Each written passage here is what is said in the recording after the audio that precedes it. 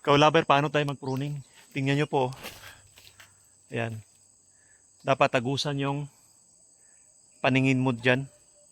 Wala siyang dahon tapos naka-slanting. Naka 40 to 45 degree. Lahat ng sanga. So walang nakadrop kaya maraming bunga. Dito po, kaulaber. Dito po ako sa Tibuli. Sa Aplik. Ayan po. Ito pong ginawa natin. Marami po talaga siyang bunga pag ganyan yung pagka-pruning natin. Ayan yung lagi na sa video ko po. Ayan. Pag inikutan nyo.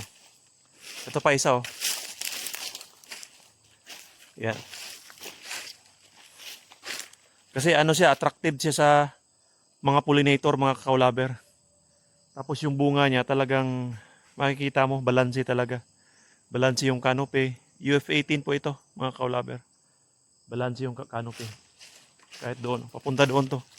Namunga na, mga 1 taon na to mula ng ginawa natin to dito.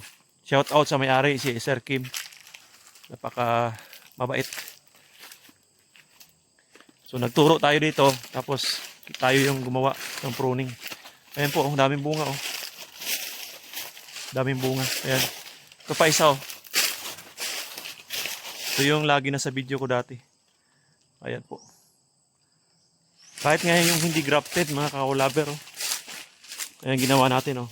Pag mayroon kang hindi grafted, ganyan gawin mo. Ganun pa rin yung itsura niya. Accessible pa rin siya. Makakaikot ka sa gilid. Yun lagi ginagawa ko eh. Ayaw kasi maniwala ng iba eh. So, bubunga talaga. Tapos abunuhan.